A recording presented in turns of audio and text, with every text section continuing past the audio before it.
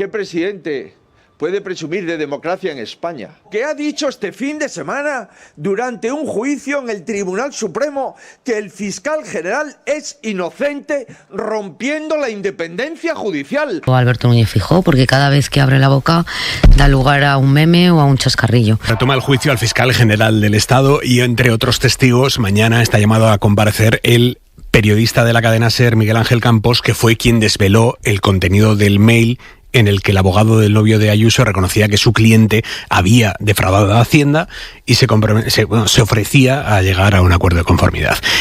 Miguel Ángel Campos ya dijo durante la instrucción ante el Supremo, como testigo obligado a decir verdad, que él había tenido acceso al contenido de ese correo antes de que lo recibiera el fiscal general. Está escandalizada toda la derecha política, judicial, mediática por estas palabras del presidente Pedro Sánchez ayer en el diario El País. La verdad se acabará imponiendo y la verdad es que el fiscal general del Estado es inocente. Y tras lo escuchado y visto esta semana, más aún.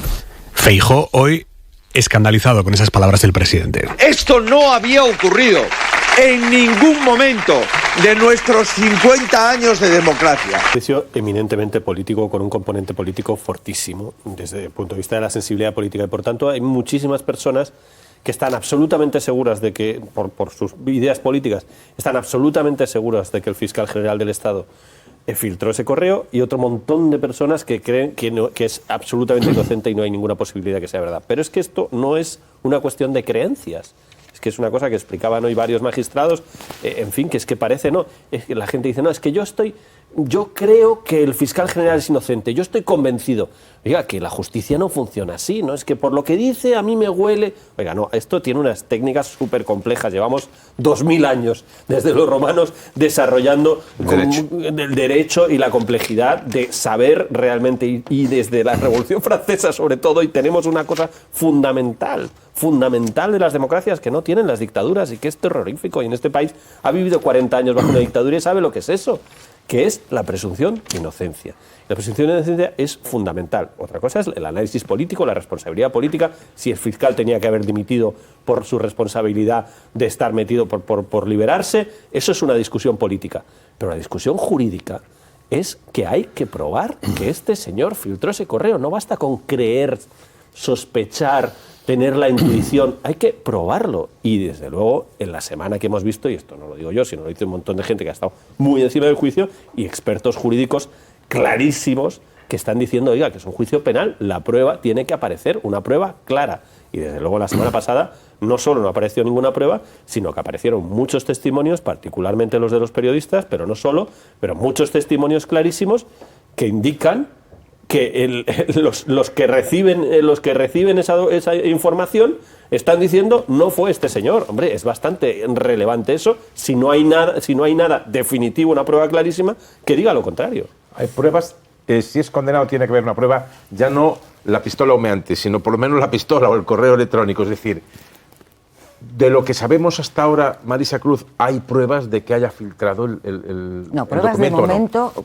Pruebas de momento no hay, indicios sí hay. Una duda razonable en todo este caso es evanescente y está desaparecido.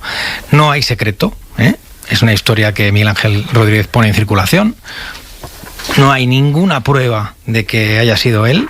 Es un relato construido con presunción de culpabilidad sobre el fiscal general del Estado, y en los ataques a periodistas, que también me parecen alucinantes, es que parece que haya que estudiar derecho y hacer la posición a juez para decir las cosas que han pasado, las cosas que te han pasado, cuando esas cosas además son relevantes en una investigación como esta, ¿no?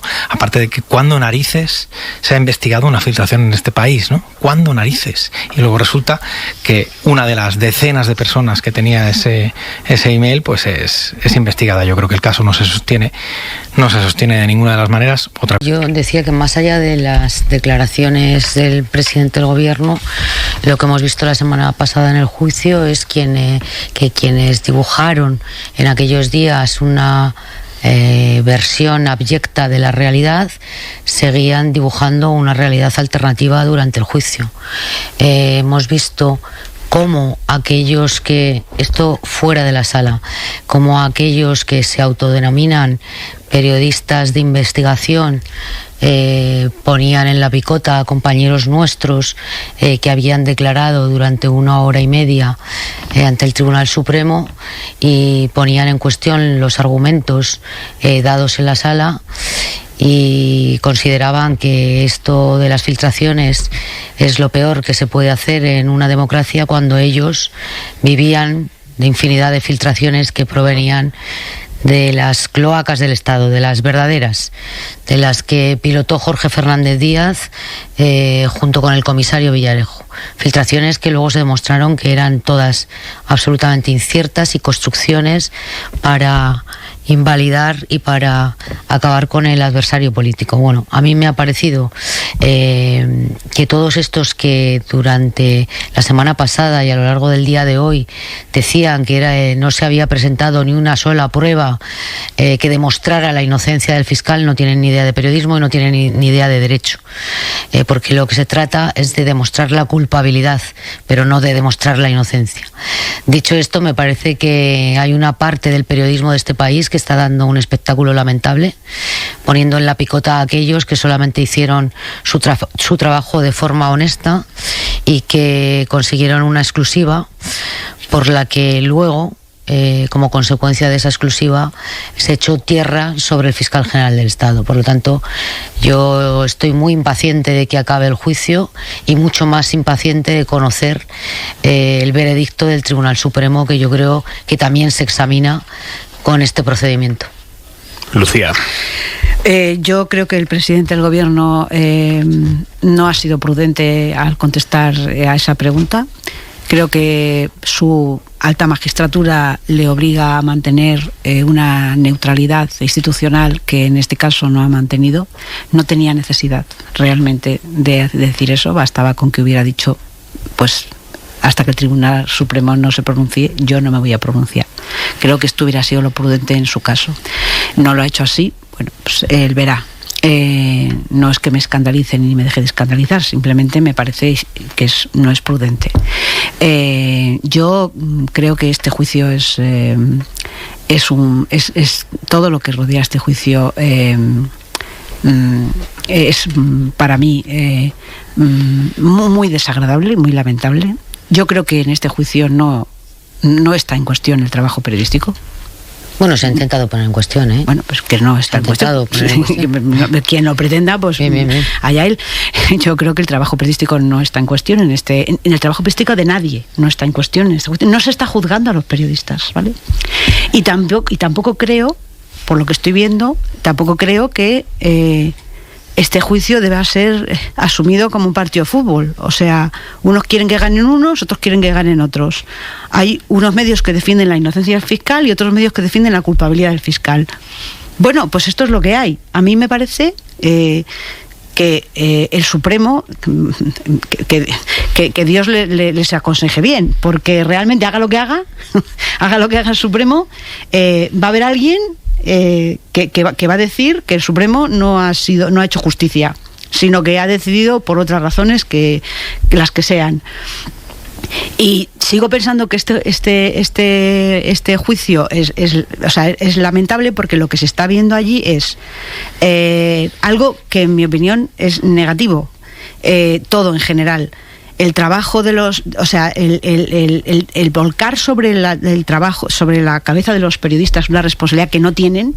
Los periodistas no son responsables de decretar la inocencia ni la culpabilidad de nadie, en mi opinión.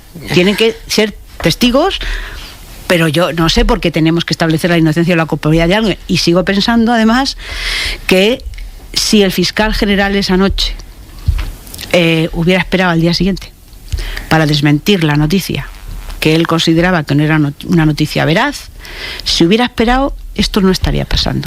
La cuestión es que no sé por qué en esa noche, en la Fiscalía, la noticia que se daba no era tan trascendente ni tan relevante, ni afectaba tantísimo al honor del fiscal como para no esperar al día siguiente a desmentir la noticia como corresponde. Realmente, no, del fiscal no, del ministerio. Bueno, esta es mi posición, sí, si no os importa. No, porque claro. Pero una cosa también podré decir, supuesto, que la Fiscalía objetivamente esperó al día siguiente para emitir la nota en la que desmentía esto. Bueno, pero sabemos y que el fiscal general lo que hizo fue pedir esa noche. Recopiló datos para escribir la nota que se publicó al día siguiente. Que mantuvo en danza toda la noche una serie de fiscales. Eso es lo que te quiero decir, que igual podía esperar al día siguiente. Porque se estaban publicando determinadas informaciones que apuntaban a que la Fiscalía como institución le había ofrecido a González Amador un acuerdo cebo para que picara y después se lo retiraban por órdenes de arriba. Creo que eso no era tan gravísimo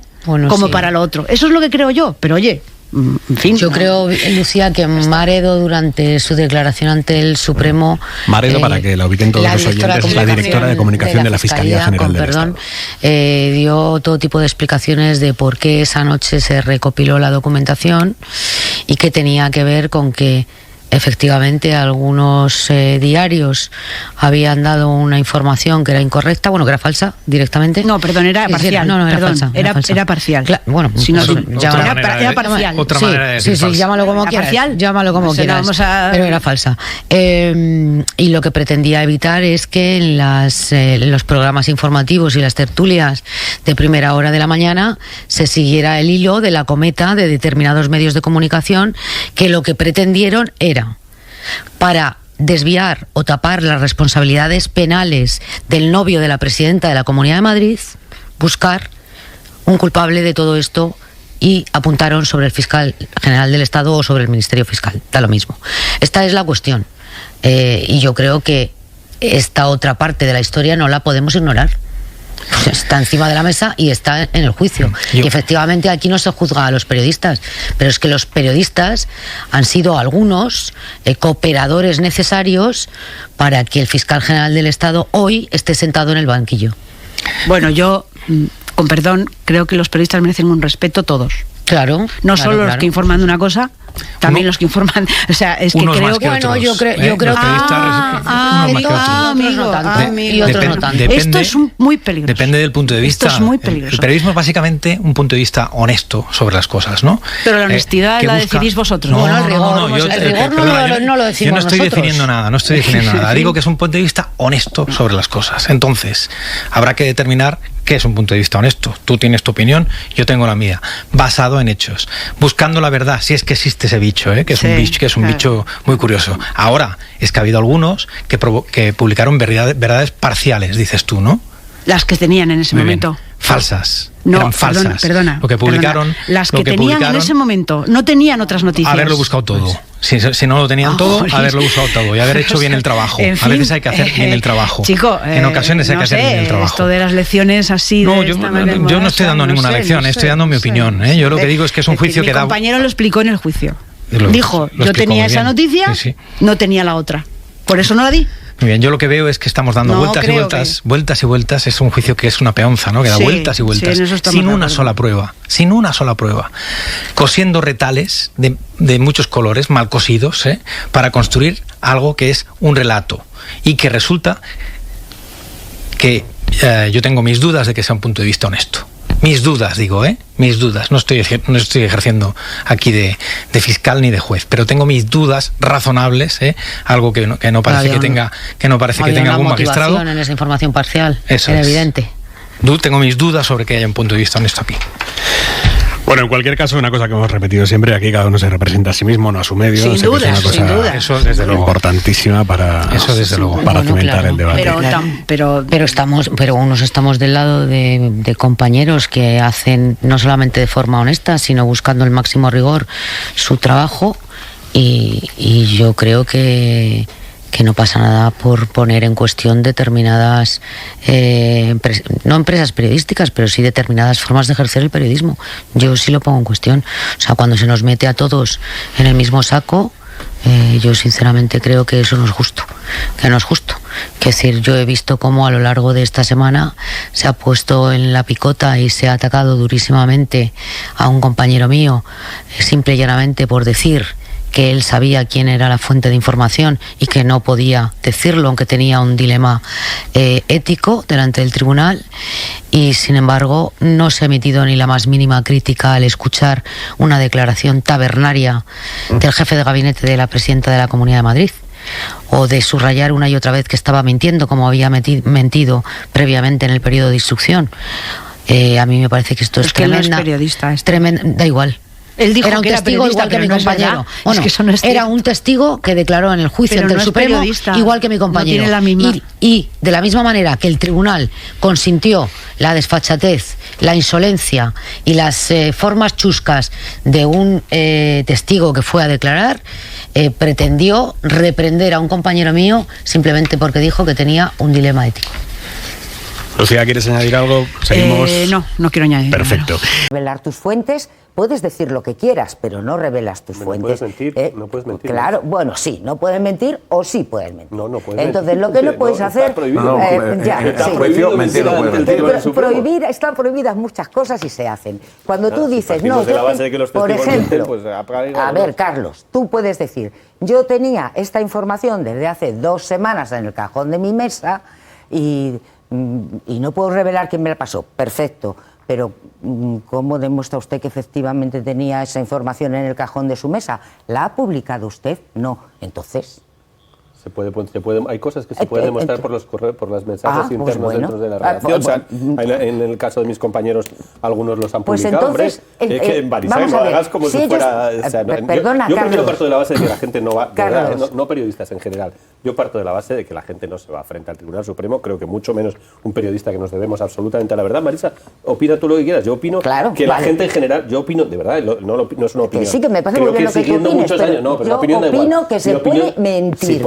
Y que no es normal hacer un alegato final diciendo, yo sé que el fiscal general del Estado es inocente, sé quién filtra esto, pero no lo puedo decir, pero sé que es inocente. Hombre, eso no vale de nada para un juez, no vale de nada porque es una palabra que se sustenta en nada. Claro, tú asumes que no, yo no digo desde el punto de vista judicial antes de ir con esta parte, que el juez venga. decidirá si le vale o no le vale. Bueno, claro, evidentemente que sí, lo va a decir que el eso juez. sí, pero lo que yo quiero decir, Marisa, que asumir con esta naturalidad estás imputando a unos compañeros... No, yo no he imputado nada a nadie. ¿Crees que es posible? He dicho que su testimonio no tiene por qué ser considerado decisivo por el juez. Yo no estoy imputando nada, libremente. Yo no soy jurista y el juez sabrá, yo no sé cómo se analiza un testigo, el juez sabrá el valor que tenga eso. Yo eso no me meto porque técnica jurídica no entiendo. Ahora, a mí me cuesta muchísimo creer, conociendo además a los compañeros de los que estamos hablando con larguísima trayectoria y de distintos medios, conociendo a los compañeros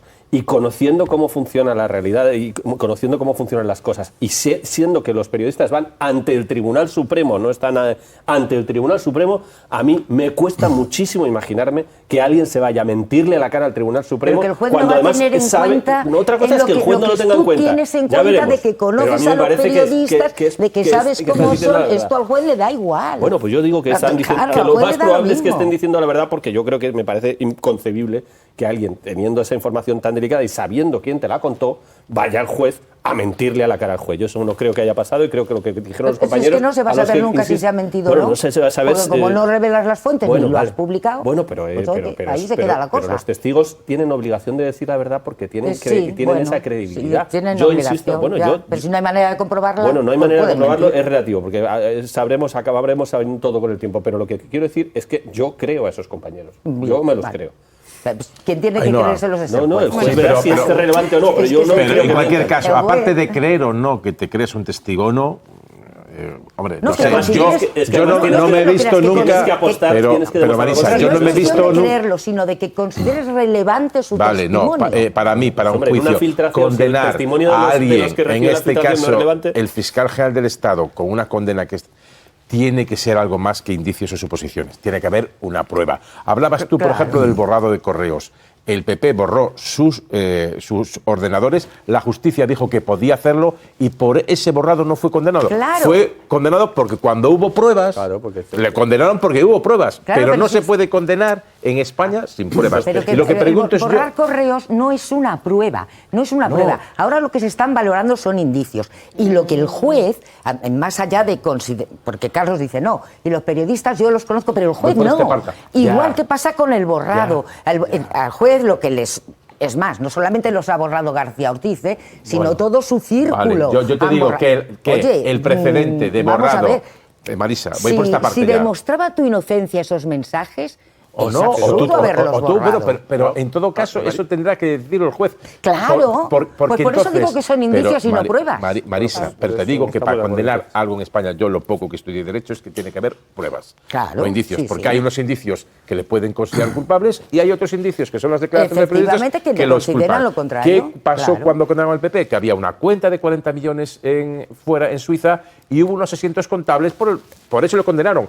Cuando el PP borra el ordenador, no lo condenan por eso. Claro, ni a este le van a condenar por eso. Es un Pero por eso digo, yo voy a las pruebas, claro, a las pruebas. La cuestión es que el tiempo de los indicios ya pasó. El tiempo de los indicios era la instrucción. Claro, ahí sí que hacían falta unos indicios suficientes y está claro que en la ponderación de los testimonios el juez instructor no se creyó a los compañeros periodistas y por eso hemos pasado a la etapa del juicio. Pero ahora hace falta una prueba contundente y lo suficientemente contundente como para revertir la presunción de inocencia de una persona. Y esa prueba contundente de momento no la tenemos encima de la mesa. No sé qué deparará esta semana, además con el plato fuerte del fiscal general, que obviamente defenderá su inocencia, pero esa prueba contundente no está encima de la mesa. Lo que hemos visto durante la semana pasada es la guerra que había en la Fiscalía, que ahí también se puede ponderar la intuición del Astra de que se había filtrado o el testimonio de nuestros compañeros que dicen que efectivamente la fuente no es él y no es él quien se lo ha filtrado. Lo cual no quiere decir que se filtre desde la Fiscalía o que el fiscal general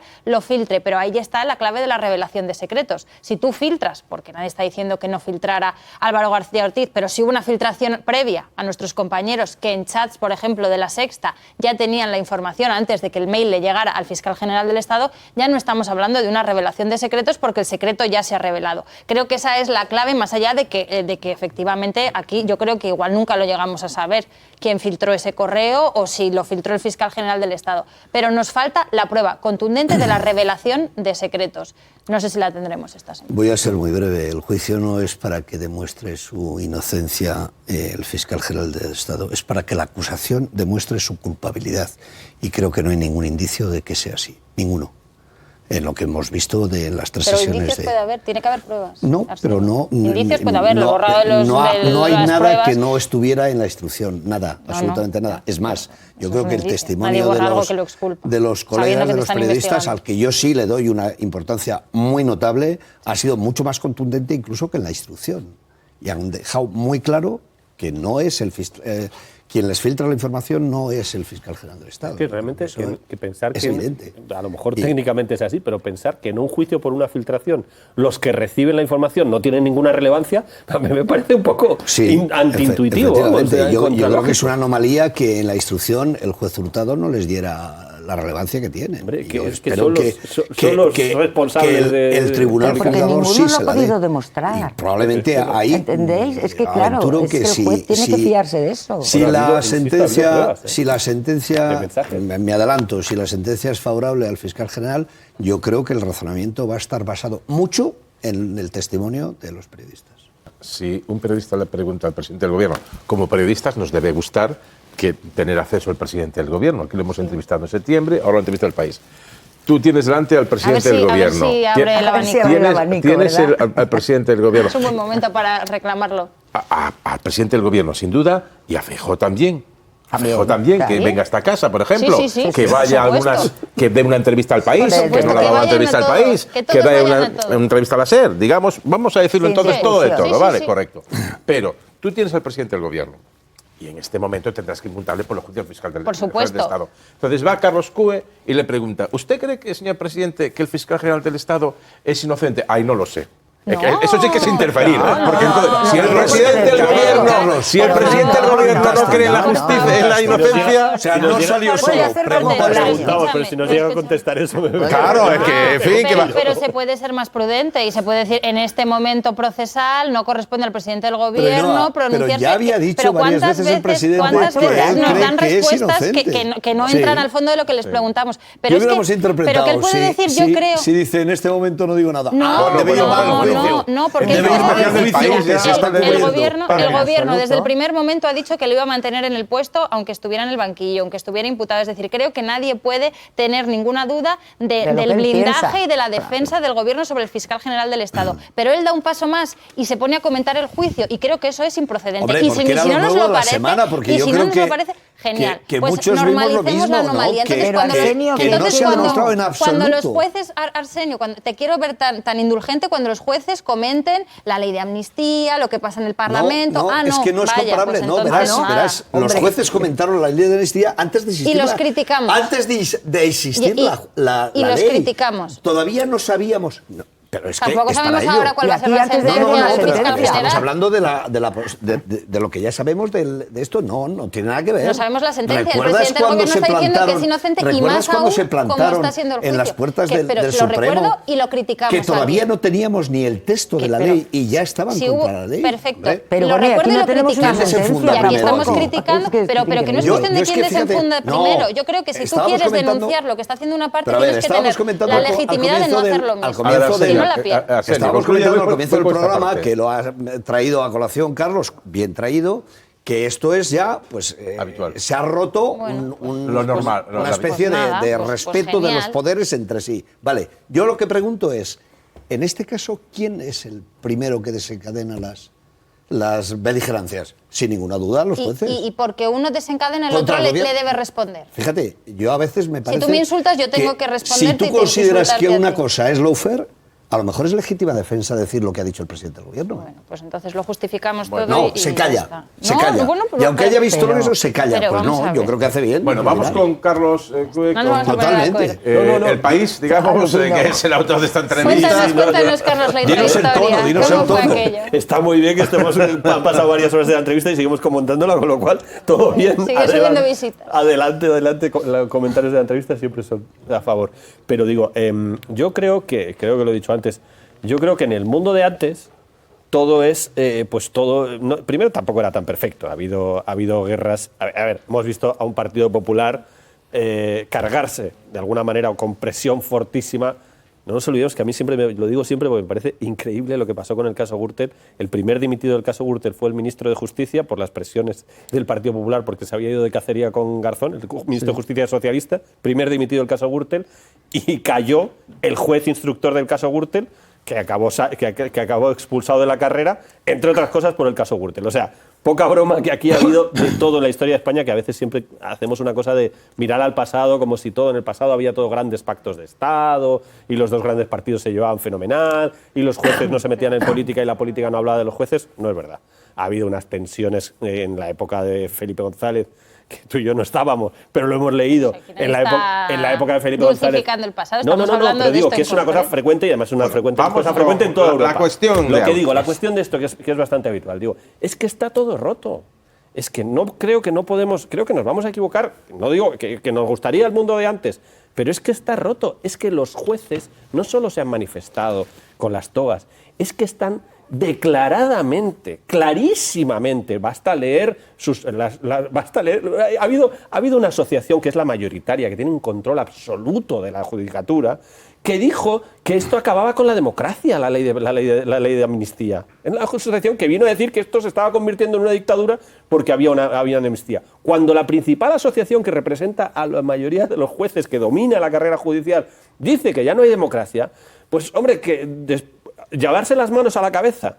No digo que esté bien, digo que llevarse las manos a la cabeza, porque después de eso el presidente del gobierno dice, pues a mí esto me parece que este juicio no tiene sentido y que este señor es inocente, pues es que el mundo de la relación entre la justicia y la política está totalmente roto. Vale, y yo estoy mañana, contigo, si el Supremo dice en que algo, ojalá nos parecerá bien porque Sánchez dijo... No me parece bien, te he dicho que no me parece bien, a mí me gusta más el otro mundo.